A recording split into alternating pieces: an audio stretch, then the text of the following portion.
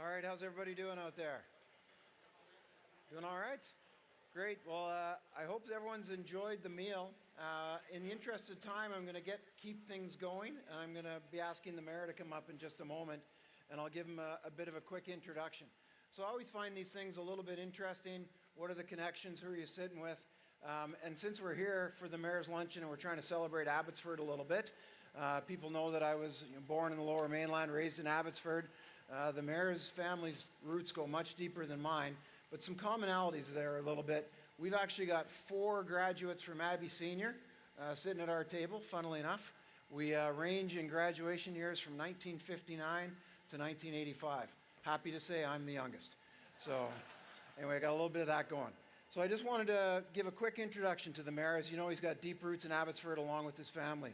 He was born and raised in Abbotsford. In fact, his maternal great-grandparents were some of the early settlers down on Matsqui Prairie. As I mentioned, he's a graduate of Abbey Senior himself, and he got involved in politics at a young age. In fact, I was just speaking to his father as we went up to the line and said he was destined for this for a young age, always stayed involved, always there, and when the opportunity came up when Henry retired, he said, "What do you think, Dad?" And he goes, "Yeah, you've been working for this for a long time. Why don't you get going and do it for real?" So he's been invested and dedicated to this sort of life for a long time. As many know, he was on the District of Abbotsford Council from 1986 to 1990. He was an Abbotsford City Councillor from 2014 to 2022. And following that, he was elected mayor in October of 2022. He serves on numerous boards currently and has done so previously throughout his life with a long committed service to the community here. As well, and that's important when we look around here, he's a businessman. He knows and understands business and currently owns and operates the family business, which was the hub services there in Old Abbotsford. And again, connections on that. So Matsqui Prairie, hub services, the police board that he served on. I can give you 3 little stories that equate for me. We, born and raised here, but lived in Mission for a long time. So down to Matsqui Prairie, our favorite restaurant used to be the Hideaway. For those that remember that, they had the best chips ever and the best burgers. Those were fantastic. Gas used to be a little cheaper in Abbotsford, so we used to get gas at the station right there in Old Abbotsford when we came about. And police boards, the night before I joined the Air Force, my good friends that graduated from Abbey Senior in 1985, they took me out, put a few drinks into me, tied me naked to a post at the 5 Corners. And what that meant in 1985 is that both the Abbotsford and the Matsqui Police Services responded. So, Mayor, we've got some connections you may not have known of. So I just, again, wanted to emphasize the background, the sense of community, the weird little connections we all have. And again, thank you for all being here. And I want to introduce the mayor, who is a man who understands the city, understands business, and welcome to our stage here as you speak about the health of the city. Mayor Siemens.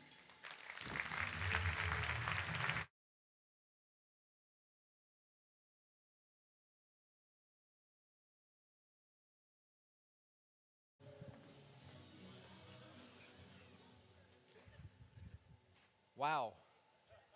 I love that music, the Danger Zone. Welcome to my version of the Danger Zone. A microphone, a crowd, and a politician. What could possibly go wrong? But good afternoon, everyone, and thank you so much for joining us today. It is a real pleasure and a real honor to be here. And thank you, Stu, for your kind introduction. And I'm sure I could talk to some of the police and get a little bit more on that story. But thank you for your kind introduction, but also to Cascade Aerospace and the group that's here from Halifax.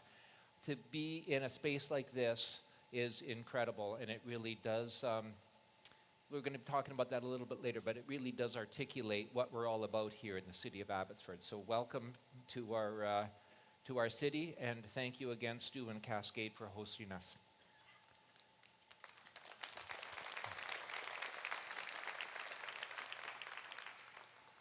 So it is an honor and a pleasure to welcome you to our second Mayor's Lunch.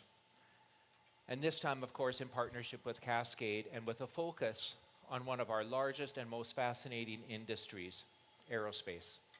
You know, strengthening relationships with key sectors is essential for our city and for our city council. and partnering with an organization like Cascade, who, by the way, is Abbotsford's largest private employer, is incredibly meaningful. But I'd also like to thank or acknowledge some of our other industry leaders that are here today from aerospace and business that'll be joining us in part of our discussion shortly. But we are extremely honored to have you as part of our team today, but thank you and your businesses for your investment and your confidence in our city. And I'd also like to acknowledge my city council, and maybe I could just, again, these are a dedicated group of hardworking individuals, very diverse. I'm the middleman. I've got 4 younger and 4 older, and but I'm really grateful to be working alongside this group and for all that they do for our community. And if I could just have them stand up there, interspersed throughout, but if I could just have my council stand, please.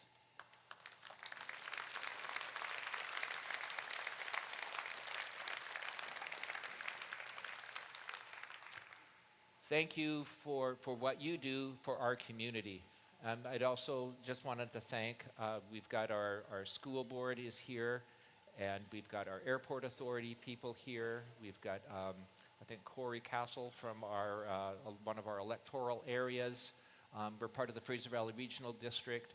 So thank you all for joining us, and it really is a committed group of people that make this city function. But it has been that hard work and dedication of not just this city council, but of previous city councils. Thank you, Henry, for joining us. But all of our strategic partners, from our business community to our nonprofit sector, and as I mentioned, our other government sectors, all of us working together is what makes our city run smooth. And that's been going on now for 30 years since the District of Matsqui and the District of Abbotsford amalgamated. And we're celebrating 30 years. I think Cascade is also celebrating 30 years, as is Radtorque. So kind of meaningful to have that as part of what we're celebrating here. But over the last 3 decades, much has changed. Our technology has changed, vehicles have changed, the way we communicate has changed. And there's even been a new Top Gun movie, although they're using the same sound, or the same music. The 80s were great for that. But what has remained constant is the commitment to progress, growth, and investment in our city. Times have changed, but our values have not. And more than ever, as elected officials, we have some competing demands. And local governments today are facing a very unique set of challenges. We need to support the local concerns and needs of our residents and businesses that exist today, but we also need to be planning and addressing for the concerns of our community into the future. But we have to also do this while we're navigating and responding to some pretty complex issues that are outside of our jurisdiction. And sometimes those priorities can seem at odds, which is why we have created a strategic plan at the beginning of our term 2.5 years ago. This plan guides our decision-making, keeps us focused, and ensures that Abbotsford continues to thrive as the cultural and economic hub of the beautiful Fraser Valley. Many substantial items on our strategic plan were advanced in 2024, from securing record-breaking grants to advancing sustainability and supporting housing. And we're on track to make some significant progress on a number of those initiatives in 2025 as well. So in the programs that are on your tables is a QR code that links to the top 24 of 24, which I hope you'll have a chance to look over. So I won't get into all the details, but I just wanted to touch on some of the things that happened over the last year. We approved development applications for more than 364,000 square feet of new industrial, commercial, and educational floor space. That's about 8.5 acres, a pretty impressive number. We've approved permits for a combined record-breaking $784 million in new construction value. Again, a very impressive number. We've also approved more than 2,100 new housing units and about 2,600 more units approved in principle. And we've also secured 150 additional shelter and supportive housing beds for our community in partnership with BC Housing. And we have also just recently started work on the Barrowtown pump station enhancements and resiliency with funding from the provincial government. And that is just a small sample of all that took place here in Abbotsford in the last year. So looking now to 2025, it is also shaping up to be a very productive year. We're continuing to advance our Abbotsford 2050, our official community plan. Our final round of engagement actually starts today, and we strongly encourage you to provide your feedback so that we can be sure to capture all of your wants and needs as our city grows to a population of 250,000. Members of our planning and development team are here today, and you can ask them any questions that you might have, and they will walk you through the survey after the event today while you're waiting in your line to go for a tour. They will walk you through and how that all works. But those engagements will be open for some time, and then there'll be some public announcements about where more engagements will take place. But it is vitally important that we get your feedback as we plan for our city to grow to that population by the year 2050. We will also be opening some new park facilities across our city, and this includes a brand new engineer park on the west side. We will also be revitalizing Gilmore Park in central Abbotsford and adding a new splash pad to some of these words, splash pad, I have to say that 5 times fast. But we'll be doing that at Crosley Park, and then we'll be starting construction on the Restridge Park in the Town Line Hill area of West Abbotsford. We are also finalizing the master plan for Mill Lake Park and the sport, field, and court strategy. Investing in spaces to promote gathering, sport, culture, and recreation in our city remains a priority and a focus. And that is one of the cornerstones of Abbotsford being an inclusive and connected community. And as our community continues to grow, we know that there will be additional need for recreational sports and park amenities. And to support this, Council recently approved the purchase of a 45-acre property on King Road at Mackenzie Road in the University District. The long-term vision for this property is to be developed and utilized for future park, sports, and recreation amenities. The purchase of this property is subject to a successful agricultural land reserve exclusion from the provincial government, and the city has moved forward with an application to the Agricultural Land Commission for this approval. I have spoken with the Premier, and I've also spoken with the Minister of Agriculture. They're well aware of this application, and we are anticipating an answer back by the end of this year or early 2026. And this long-term vision aligns with Council's ongoing work on the community building plans that are being set out in our sports field strategy, our arena and sport infrastructure strategy, and the aquatics strategy. This is a bold strategic move and investment for our city. And this was not made on a whim. It was very deliberate.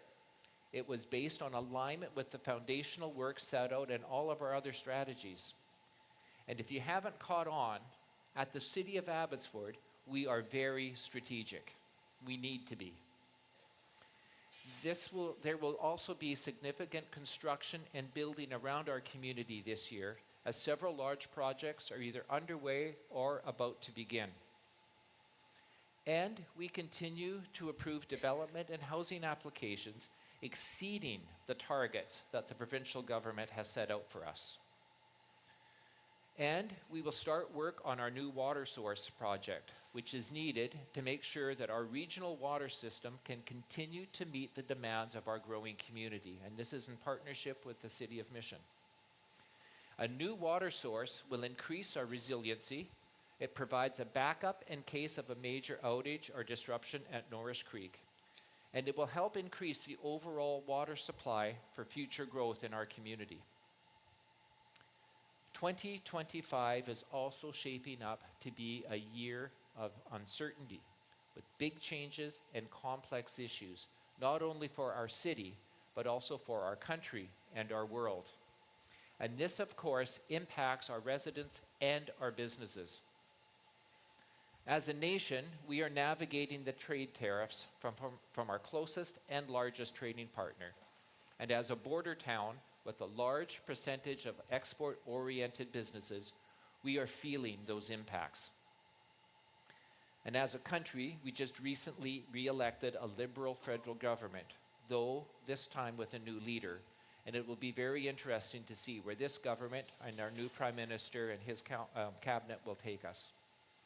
Looking closer to home, the city continues to push for the provincial government for additional resources and supports for some pretty significant issues. Issues like homelessness, substance abuse, housing, healthcare, and flood mitigation. And we get it. People don't care which level of government is responsible for a certain issue or problem. They just want things fixed. We hear about it daily. So on the homeless front, we're doing everything that we can. Part of that is running our own Abbotsford Access program to help facilitate and coordinate access and service delivery. This allocates resources and homelessness prevention programs with federal funding through the Reaching Home program. We do not use your property tax dollars to address issues that are a responsibility of a senior level of government. We have a partnership and we advocate for those funds, and then we have a local response, a local focused response. And as a city, we are approving development applications and pushing for continued protection of sumas and Mascui prairies. But there's still so much that is beyond our ability to fund or our ability to control. And as a municipality, we simply do not have the taxation or the jurisdiction to provide supportive housing beds, detox beds, or to make the significant infrastructure improvements that are needed to support the housing requirements that have been assigned to us by the federal or by the provincial government. I think the federal government's also tried to get in on that. The city is not able to widen the highway or to build a bigger hospital. And we aren't the ones building the houses, even though we are the ones that are judged for the occupancy of those housing targets. Local government only operates on 6 to 8 cents of every tax dollar paid to the federal or provincial government. That is all that we get. And that is why advocating to senior levels of government is one of the most important parts of our job as a city council. We take every opportunity that we have to push for the needs for our community, for our residents and our businesses, while we're also furthering our positive relationships with provincial and federal and our neighboring First Nation governments. Good governance and strong relationships do not happen by accident. It takes focus, it takes discipline, and you guessed it, it takes strategy. We do not operate in a vacuum. And contrary to what some people might think, local government does not suck. The vacuum and the sucking. But honestly, government runs best when it understands its role and when it stays in its lane and when all levels of government work together to address these issues that impact us on a daily basis. And I believe that we are very fortunate here in Abbotsford. We do have strategic partnerships, and we do work diligently with them and our innovative business community to make Abbotsford a vibrant and exciting city. Abbotsford is home to innovative leaders in agri-tech and in ag processing, manufacturing, aggregates, trucking, food tourism, and of course, aerospace. And this all contributes to the vitality of our city. We have focused on ensuring that this prosperity and these opportunities continue to make Abbotsford an exciting place to do business. We are committed to reducing red tape, to streamlining our processes, and making it easier for businesses to invest, expand, and create the high-quality jobs that we so depend on. And it is working.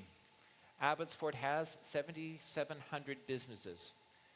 We have a skilled workforce, and we are a dynamic and diverse economy. We're also a young, on provincial average, we have a young community. I think our average age is younger than the national and provincial average, something that we can all be very proud of. And it's precisely this focus and intention on fostering these business-friendly community that has led to the incredible success and growth of our aerospace community. And at the center of that for our city is our international airport. It is very unique for a city to own and operate its own international airport.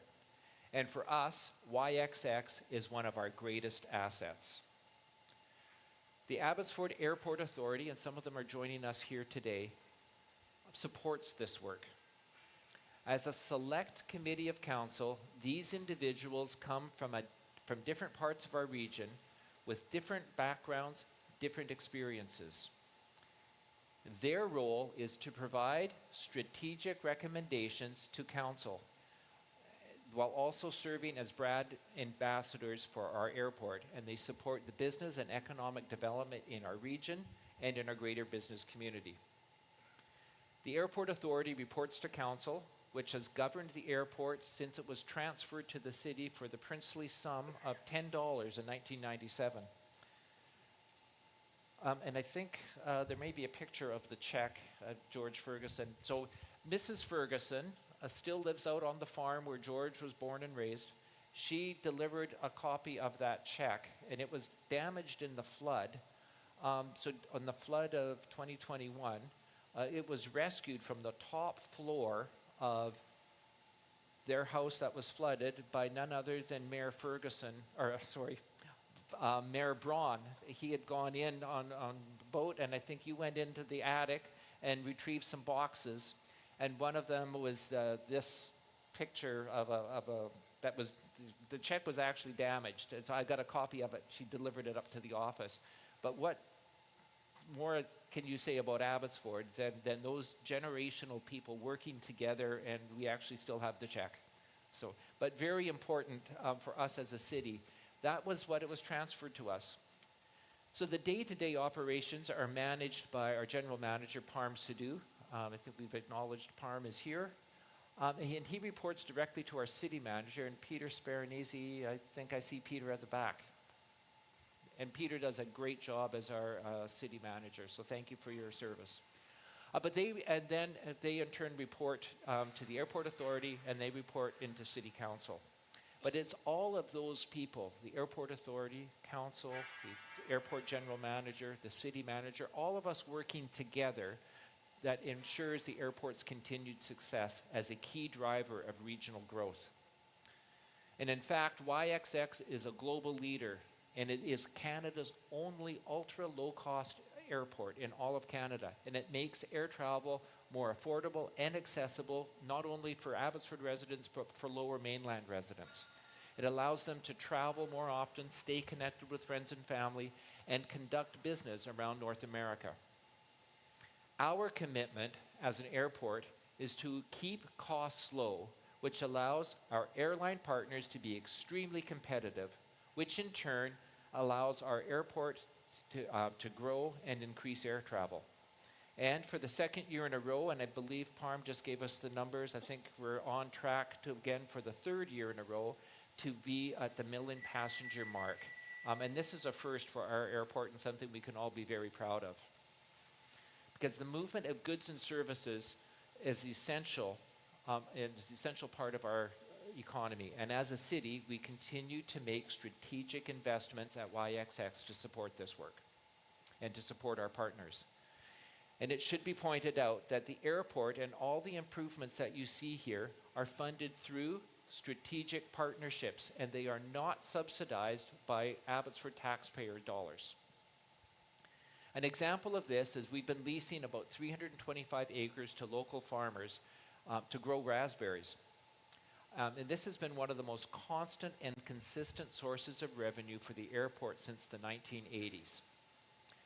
You know, think about it. Agriculture, aerospace coming together on one site. That really does describe Abbotsford and what we're all about. Our history and our future. Our airport is also home to Canada's national and largest air show, the Abbotsford International Air Show. And this is one of the Fraser Valley's largest and most exciting annual events.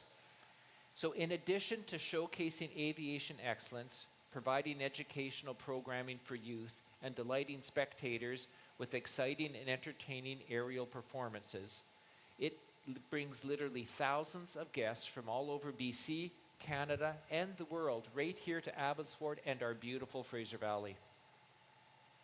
And our aerospace community extends beyond our airport, and it really is its own ecosystem and a world-class aviation hub representing more than 2,000 local jobs here on this airfield. And this is one of the most diverse airfields in all of Canada. And this impressive community features everything from private and commercial service, passenger service, to premier flight training schools, to aircraft engineering, maintenance, and repairs, and also producing some specialty firefighting aircraft, the largest of its kind in the world, I believe. And that list can go on. But as a city, we enable private sector direct investment. We set the stage for this aerospace cluster to thrive by giving them a competitive platform, keeping our fee structure low, and essentially getting out of their way and letting them do what they do best, which is to grow our economy. And this approach allows these world-class businesses to boom. It brings global opportunities, further investment, future growth, and employment right here to Abbotsford and to the entire Fraser Valley. So rather than tell you more about that myself, I'm going to try and stop talking, and that is possible. And then we'll turn over to our panelists shortly. But we're going to let these local aerospace and business leaders talk more about this remarkable and exciting industry. As I wind down to prepare to land this speech, I just want to emphasize that Abbotsford really is a dynamic city. It is full of energy, full of diversity, and it has amazing opportunities. Our community continues to grow rapidly, but with a strong business community, a forward-thinking council, and a shared vision for our future, we are well positioned for success. I encourage you to stay engaged, share your insights, work with us to shape the future of our city. We have important work ahead, but I am confident that we are on the right runway to soar into the future. And this one's for you, Parb. Onwards and upwards to great success. That's his tagline for the airport. Thank you for all being here today. Your contributions, your commitment, and most importantly, your confidence in our city. Together, we will build a stronger, more prosperous community for generations to come. Thank you.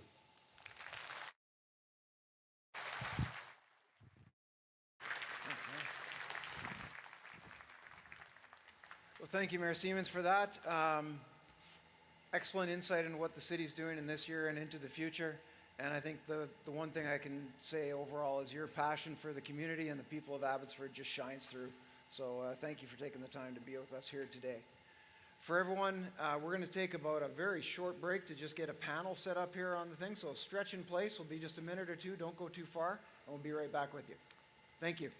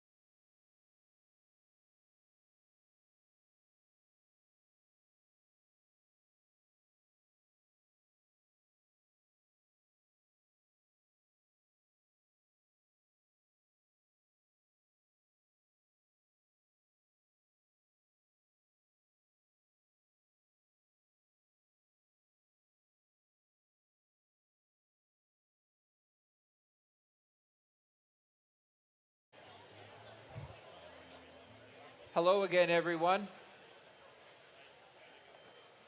I need you to listen better than council. No, I'm just kidding. They listen well. Um, but if I could just get everybody to return to their seats, because I would like to get started on this next.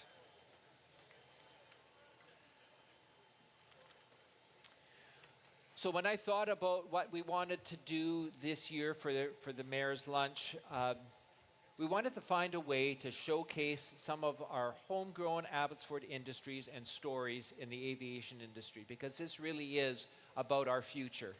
And really not just the future of Abbotsford and our residents, but the future of our region and the future of our economy.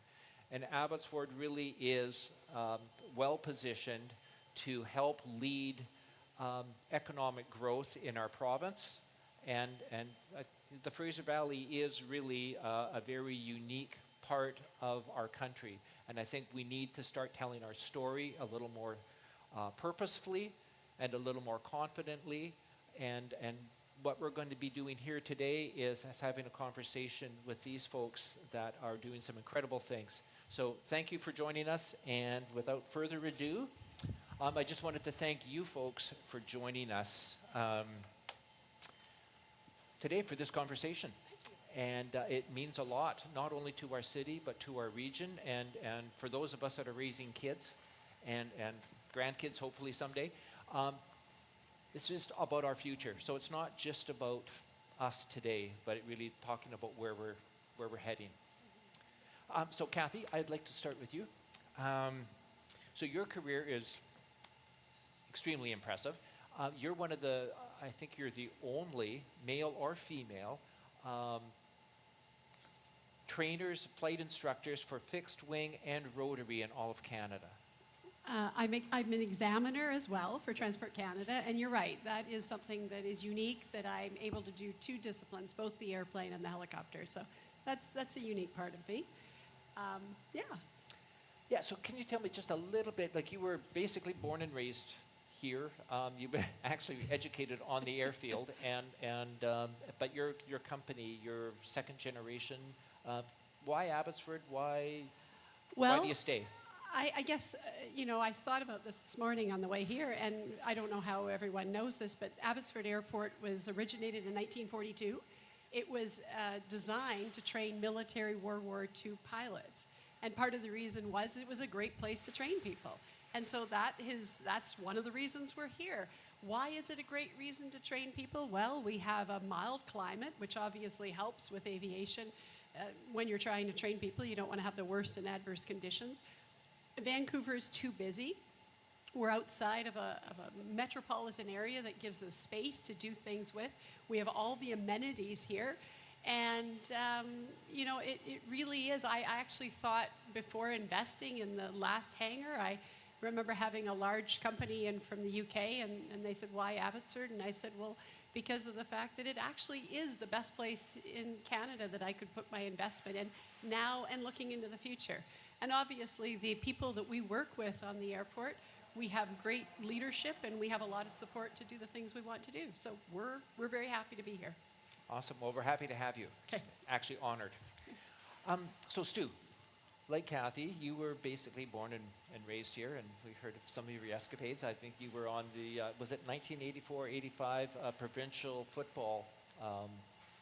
Go Panthers. Yeah. Yeah. Yeah. Provincial champions. Provincial champions, and former city councillor Bill McGregor was your coach. He was, yes. So awesome.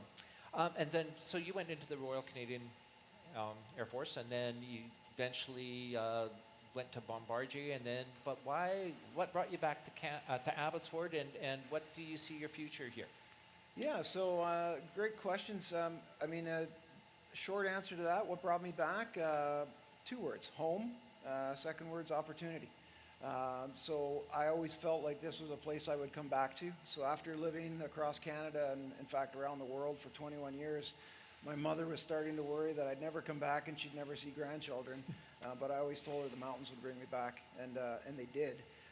And that was because of opportunity. As you look around here, we've got a great business that we're working, and there's great people that work here. And that tied in with the community and the opportunity to do two different things has been fantastic. Since I've been back, I've been able to grow with this business, starting in operations and now being the senior executive for this company. I've had the opportunity to serve other businesses through the Chamber of Commerce, and then to sort of bring it full circle, served on the board of the air show for a number of years. So all of those things that brought me into what has been very fortunate for me, from what Abbotsford originally brought me through the air show, through the Air Force, through getting into a business career, brought me back here to help others be able to do that as well. Awesome. Well, welcome. We were happy to welcome you back home. Thank you. Sandy, in contrast to being born and raised here, you came from South Africa and you joined Conair, I think, roughly 6 years ago as the Chief Financial Officer. Yeah, that's right. But you've had like a pretty varied experience with a whole host of things in your career. But what stands out and brought you to Abbotsford and keeps you here, and what do you see your future or the future of Conair here? I mean, their history goes back to, they were started out as crop dusters. Yeah, that's right. Well, first of all, thanks for hosting us here today.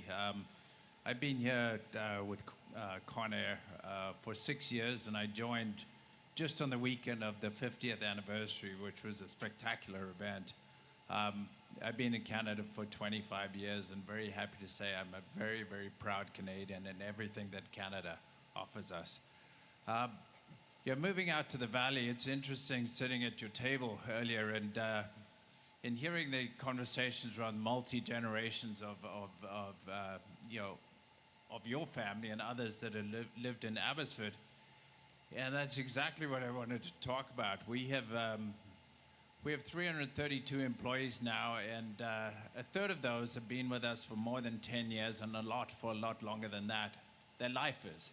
They build careers here. They want to be able to live in the Valley. The affordability is attractive. The lifestyle is attractive. We're seeing the next generation, the kids of those that have come through, joining us and finding work here. So, it's a fantastic community, and I'm really, really excited about that.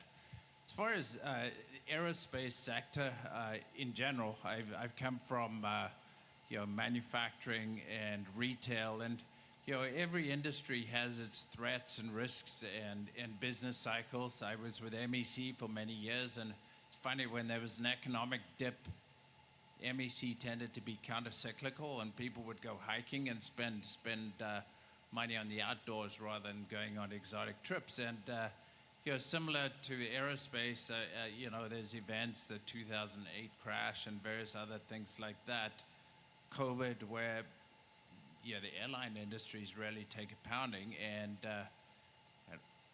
it actually wasn't bad for our organization, where we buy used airframes and repurpose them. So resilience, understanding the business. I think in general we talk about threats to the space. Tariffs are obviously an issue at the moment, but I think there's a couple of real truths.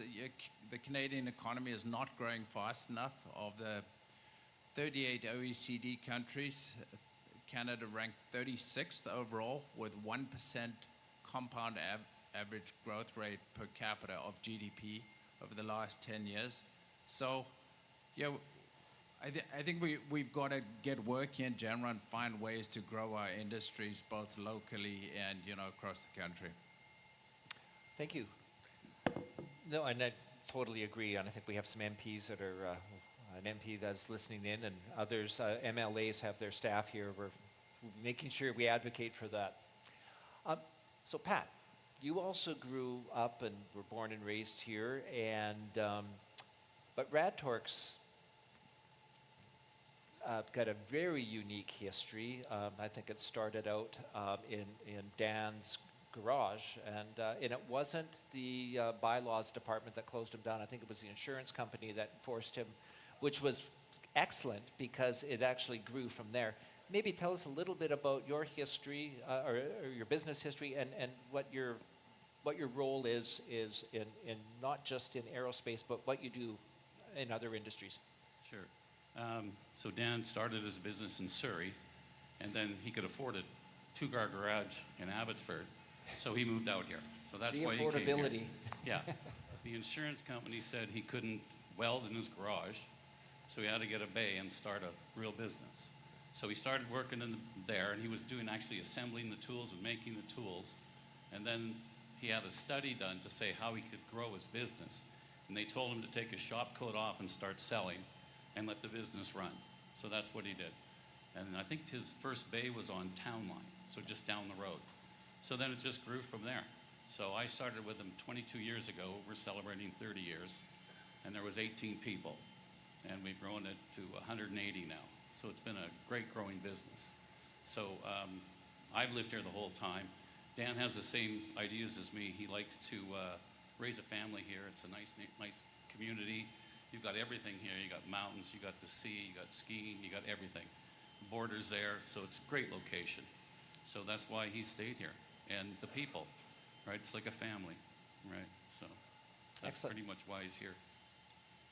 Great. Well, and happy to have you, and it's just a really good success story. And Boeing is one of your largest, but maybe just touch on that quickly, and then and how tariffs might be affecting you. So our gearbox, we make a pistol grip torque tool, so you have to kind of know what we make. So the end of it is a gearbox, a planetary drive gearbox. And Dan was at a trade show way back, and he was just developing his own tools.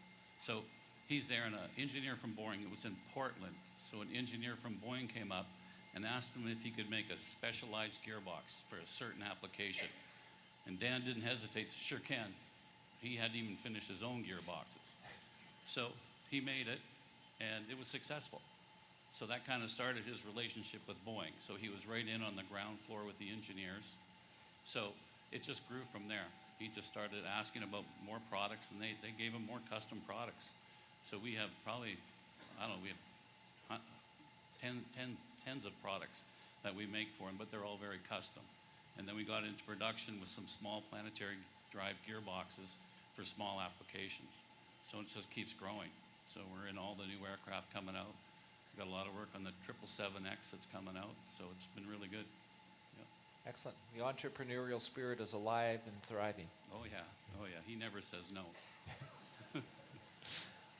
So, Kathy, maybe we could talk. You're on the BC Aviation Council, and so maybe we could just get into a conversation about what are some of the challenges, what are some of the things that you see as challenges, but also opportunities. Well, one of the things that's very dear to me, actually, when I was a kid and people asked me what I wanted to do, I wanted to be a teacher. And so I really enjoy working with people, and so I guess that's why I got into the aviation training. Where I was going to go with that is primarily in Abbotsford here, we have a lot of grassroots types of initiatives that have started. The Abbotsford School Board is now having people they have a program within the school, and they have students coming in, training with us, doing ground school, and that gives them a lot of view into what aviation might look like for them, whether it was a piloting career or an AME type of career into manufacturing. And so we're finding a number of those students are then transitioning into some form of aviation. We have a new partnership that we've just formed with UFV. And UFV are, what we're looking to do is have a world-class aviation program with them, so people can transition living in Abbotsford School District to UFV. BCIT is also working with us currently and increasing more programs in the Valley. And then we get into ourselves. We have the federal government has given us a 2-year pilot program to be an aviation training organization. I know that doesn't sound like a lot to a lot of people here, but we're only one of 3 in Canada on this project, and it gives us the ability to have an alternate means of compliance to follow the regulatory process. And that gives us international ability to work internationally. So currently, in my business right now, we're hosting people from France, and the first licensing will be done in the next 3 weeks. And if that works out, we're developing ties with France to be doing more European partnerships. So on that side, and then from where else are we going here? Abbotsford itself has the air show. During the beginning of the air show, there's always a ADSE, the Aviation Defense Security Exposition, and that often has ministers. It has all different forms of government as well as industry. At that point, Envision have been helping me with a scholarship, and we're having a women's breakfast on the Saturday at the air show, and that's to showcase women getting into aviation. And then later in the year, November, we have the Helicopter Association of Canada. We'll be at TradeX for a 3-day conference. On the last day of that conference, we'll have young people that will be being bussed in. They'll be free of charge. They'll have lunch, and they'll be able to meet operators. And we're bringing people from Air Cadets, BCIT, UFE, the school districts in the Lower Mainland, and that gives people an opportunity to look into aviation. So we're really trying, and then you started off with BCAC. I'm chairing that, and that's all about young people. Right now, there's $200,000, which is the largest scholarship fund that's being given out in Canada. That is in the fall, and so we're really trying to get young people, because I think one of the challenges we're going to all talk about is we're short-skilled labor. Yep. That's our biggest holdback right now, is getting people to be skilled at what they're doing in the vocation in this business to keep all of these aircraft serviced, flying. Air traffic control is short. I don't know, like in Vancouver, there's something like 42 positions, and only 20 of those are staffed. If someone flew on Christmas Eve 2 years ago, there was only 6 flights coming in an hour. Like, these are challenges that we're all coming into our own areas. And so I'm very big on how do we have more people that are engaged and what have you, and living in this area that are involved. So that's very big to me to do right now. Excellent. No, good to hear, and it's good to hear those partnerships too, because those are some of the foundational things. And maybe what comes out of this is maybe some things that we can advocate, not just through the City of Abbotsford, but through maybe the Union of BC Municipalities when we're dealing with other organizations. We can advocate for some of those things. Yeah, we appreciate that. Stu, we have all this noise that's going on about tariffs and all of these things, and yet it's kind of struck me that we have some U.S. military aircraft, and we have. What are some of the challenges that you are facing in your business? But for all the noise that goes on politically, I always admires how the private sector just quietly gets things done and leads the way. So. Yeah, that's a good question, and it's not one that was on my sheet, so I'm going to have to ad-lib it here. I'll do my best. No, as you look around, we've got everything from Canadian projects to American projects, primarily military right now. In our past, we've done a lot of civil work. So I think the key to us, in Air Force doctrine, they say flexibility is the key to air power, right? In our business, we need to be adaptable, we need to be resilient, and we tend to do that. Where Cascade started, there was a lot of innovative thinking on the part of Conair, which we started with, and then were invested in by the IMP group when they took us over in 2013. And what my boss will always say is he's in it for the long term, right? Looking beyond the bumps and the bumps in the road and the struggles that we'll have, because we believe in this business and the things that we need to do. Like Kathy, one of the challenges we have right now is skilled labor, right? It's just a shortage for everyone we talk to in aviation, but everyone I talk to in many businesses around the community and around the province. So we need to work together to try and build that up, make opportunities, make things so that they can work for people. We have what we think is a very attractive place to work, not just outside. The sun's coming up, so you can see it's a nice place to work here. The community we're all talking about, and there's great opportunities for people to work within this building. But cost of living is a concern for people, availability of housing, especially for younger people. So I know that's not just a local jurisdiction issue. It involves provincial governments and federal government initiatives. But those are things we've got to be keeping focused on, is how do we make sure that this industry, other industries around the airport and throughout the community are going to be viable and supportable for that next wave of people coming through, the young men and women that are going to make this place continue to be a success. And if I was to ask one thing of our politicians here today, it's working with us on those sort of initiatives that can keep living viable so we can keep businesses going strong. Yep, and I think one of the tendencies in government is we try to be all things to all people at all times, and that's why we try to stay focused. I think it's important that government stays in its lane, it knows its role, and then if it's not in its lane, that's where we get into trouble. And I think, but also hearing from industry to say, okay, that's not your lane, but this is how you can advocate for the person whose lane it's in, I think is really helpful. So those lines of communication is really important. So thank you. Sandy, some of the challenges for your business, I know council just did a tour last week, and I mean, I think you're the largest aerial firefighting manufacturer and trainers in the world. Something we're all very proud of. But what are some of the ongoing challenges and opportunities that you see coming up? Thanks. You know, if I'm sitting here as the CFO in the middle of the season and it's rained all year, you know, we're obviously all are really concerned about climate change, but you know, we are at the vagaries of the weather. At the same time, you know, we don't have as many of the impacts of other economic cycles because wildfires don't care about economic cycles. You know, there's a couple of truths about our business. The one is it's look after the customer. You know, our customers are fantastic from, you know, the provincial governments of BC, Alberta, Alaska, Yukon, and then down in the lower 48.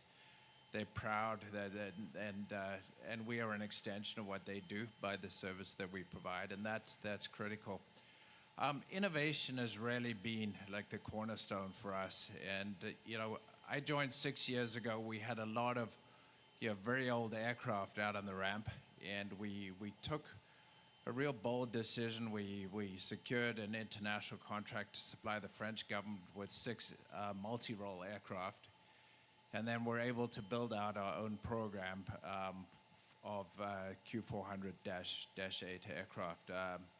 You know, we bought about 20 aircraft during 2020 and 2021 and have successfully converted all of those and put those onto contract. It's a long cycle business. It's very capital intensive. But that innovation and the upfront investment, many tens of millions in NREs and investing in a type. And we cannot rest on that. We know that, you know, this cycle of aircraft will come and go, and there'll be a next thing of, you know, trying to come out with a less expensive aircraft, able to carry more, you know, retardant or suppressant as it goes. We've made massive strides in terms of simulation technology and have I think the only one in the world where we're integrating federated 6 aircraft able to be over the same virtual flyer and teaching our pilots, reducing the amount of time on wing and really putting them into you know, a much further level of training with much lower risk going forward. I'll go back to innovation. Just yesterday, we received a supplemental type certificate for a new bird dog aircraft. A bird dog aircraft is the one that flies over the fire and directs the traffic. And shout out to Mike Benson sitting in the corner. That was his project. And Mike, you can mic drop now. Fantastic project. So those STC and COA received yesterday, and they're on contract today. So innovation has been really good. It's a capital-intensive business, and that's probably our biggest challenge. Excellent. It sounds a little bit like our business at City Hall, capital-intensive. But I think one of the reasons why it is so important that we keep our finances in order so that when opportunities come up that we can actually pull the trigger on those opportunities. And we can't do that if we don't keep our finances in order. So I think some good principles that we're learning from you as well. So, yeah, so Pat, I just wanted to ask you quickly, tariffs, your business, maybe you could talk about how that is affecting you and how you're managing that. So we import from all around the world. Anything we bring in from the States lately, especially steel and aluminum, was going to be tariff, but the retaliatory tariffs, the government had said they're not going to do that if you're in manufacturing and you export.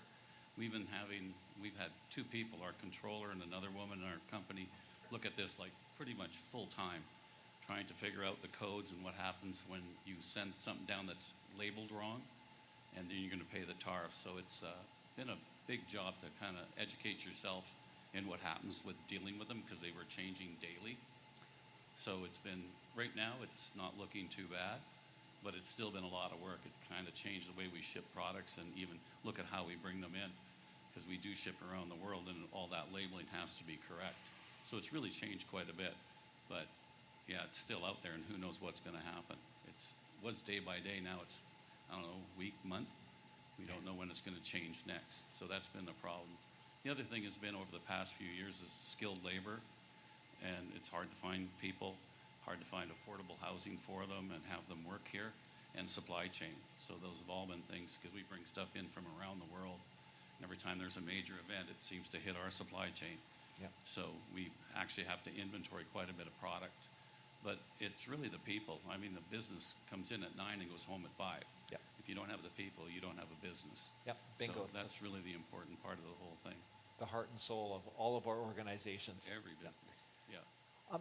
So we just need to wrap things up fairly quickly here. So I'm just going to ask each of you to just, is there something that you can leave with us and this community at large of what we can do to make sure that we continue to be successful? I think for me, I had a couple of things. We were talking about challenges. We said skilled workers. One of the things that's happening is we do have a poll from Alberta to try to have the cost for aviation. Certainly, they're trying to pull people in. And we talk about young people. The student aid in Alberta is about $70,000 that somebody has to get for the repayable loan. In British Columbia, that's about $5,000.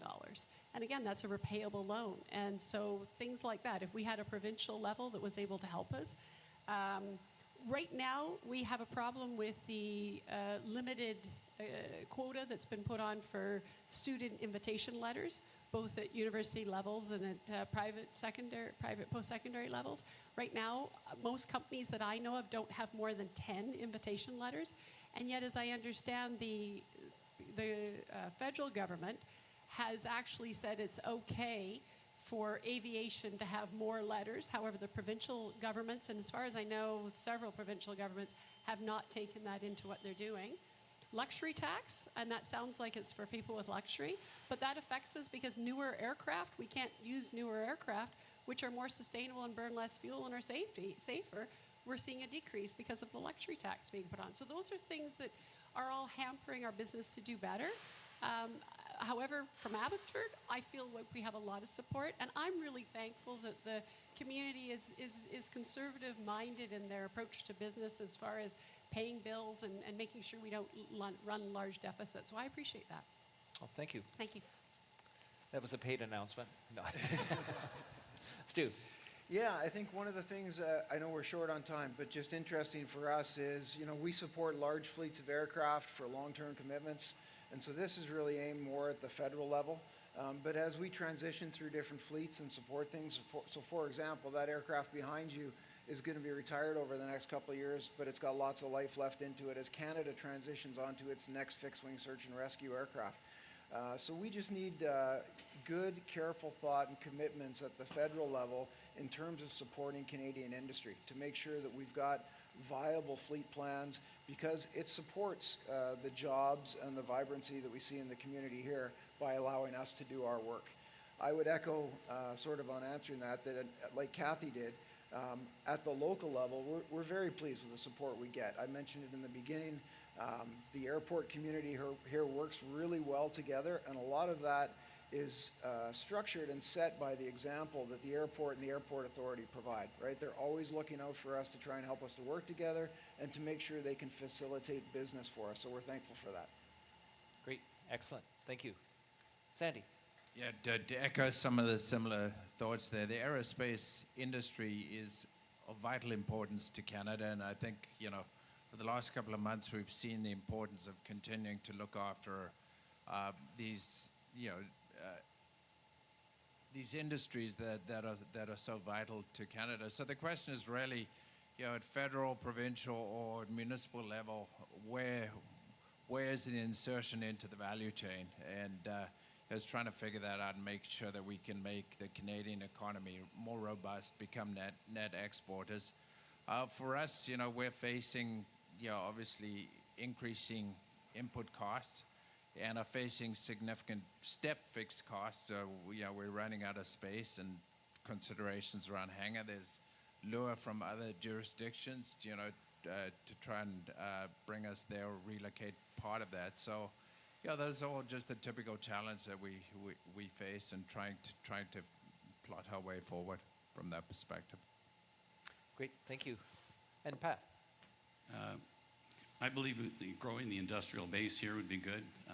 Dan said to me this morning on the phone, one of the reasons he's still here is you should be able to live and work in the community you're in, not have to travel. So Excellent. that's what I like, the idea of your parks and all that. That's great. All the parks you're putting in, it's great. Yeah, and that is and it's vitally important for us as a city, as we have identified that's one of our biggest challenges right now is our industrial growth going forward. And so we do have a plan in place. We do have a strategy. Figure that Abbotsford actually has a strategy, but we are working towards that. And I know that is another thing on the horizon that we have to address. So we're alive to that one. So thank you all. Really appreciate you being here. So please join me in thanking the panel.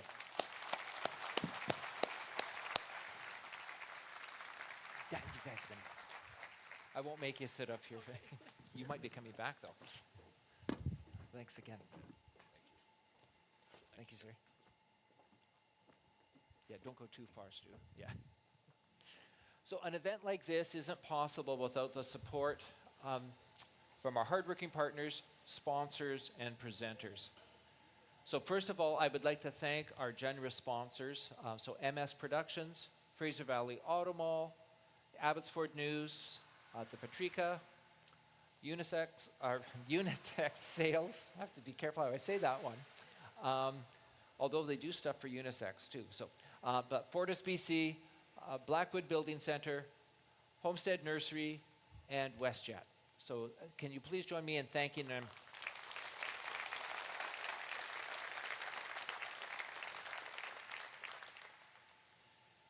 And so thank you also to Zykas for the delicious meal that we enjoyed today. Thank you. And also to Mitch and his team at MS Productions to making me actually sound good, and to for all of the audio visual. So thank you so much. And thanks again to Kathy, Pat, Sandy, and Stu for your willingness to join us today and for the important contributions that you're making to the Abbotsford business community and to helping us make Abbotsford the cultural and economic hub of the Fraser Valley.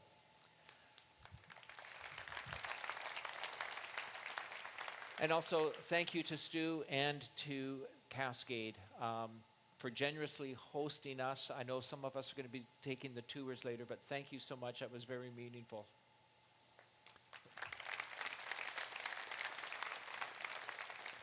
And I'd also like to thank you for working so easily with our staff, accommodating our requests. Pulling this event off was made easier because of the support that you gave and for your whole team here. So thank you again. We can't thank you enough for that. And then lastly, I'd like to thank all of you for coming today. It was very meaningful to have you here. Hopefully you learned a little bit more about what's going on in the city and also some important what's going on in our business community. With your support from today's event, we'll be making a donation. That's just the sound of the economy working. So with your support, proceeds from today's event will be donating to the BC Aviation Council Scholarship Program. So the BC Aviation Council recognizes the financial pressures that our students face pursuing studies in aviation and aerospace, and they provide, as Kathy said earlier, over $200,000 worth of scholarships. And so we're pleased to be able to present to you. So I'm going to have you and Mr. Benson come up. So Michael Benson and Kathy Press are on the BC Aviation Council Board of Directors, and they're going to come up on stage, and we actually have a check, and all of you helped with those proceeds today. So we have a check for $4,150. So, so Thank you very much. Thank you very much. That is great. Wow. Your Worship, thanks very much. Two thank yous here. First of all, this has been on a bucket list for me for all of my life, holding one of these ridiculously large checks. Admittedly, I hoped it was $649, but this is definitely the runner-up to it, so thank you. Yeah, this is a very welcome contribution to the BC Aviation Council Aviation and Aerospace Scholarship Fund, largest one in Canada. Thank you very much for your very generous donation. Thank you. Thank you very Great. much. Thank you. thank you. Really appreciate And we hope that that donation will help support a new generation and motivate a new generation of aviation leaders. So thank you all for your contribution and help in assisting us with that. And now I'm going to turn things back over to my friend Stu. Thank you, I'm Mayor. done. I just have a couple things to close it out. So administratively, for those that are heading out, you're going to just leave back through the door through which you came.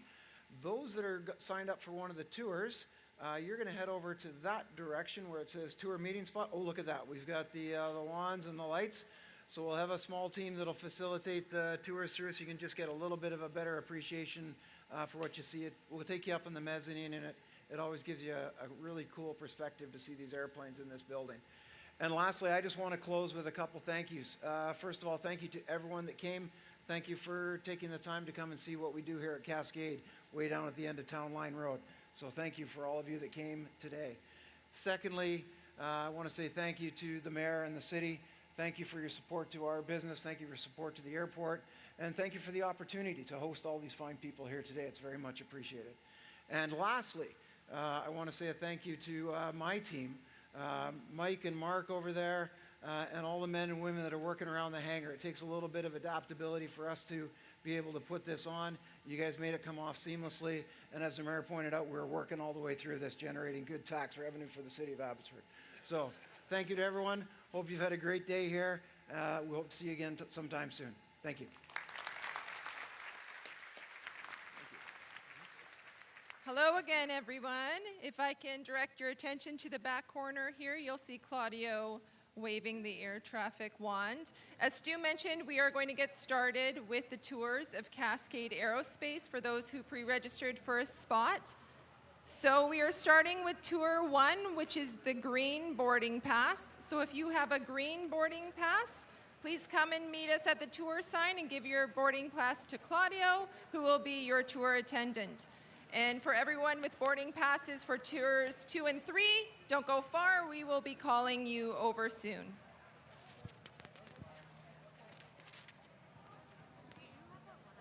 I think I'm 4, right? Purple. Green boarding pass.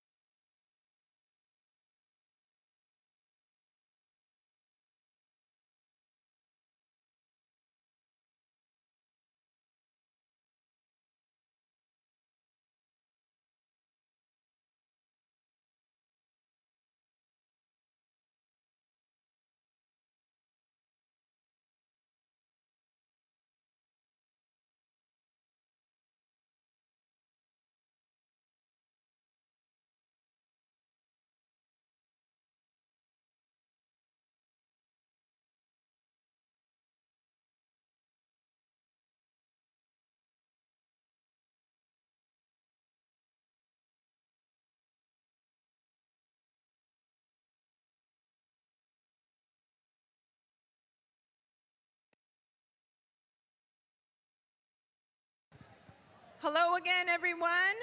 We are now collecting tickets and boarding passes for the second tour, which is the blue ticket. So if you've registered for tour 2, bring your blue boarding pass and meet us over here, meet Sat Winder, and give her your boarding pass, and she'll be your tour attendant.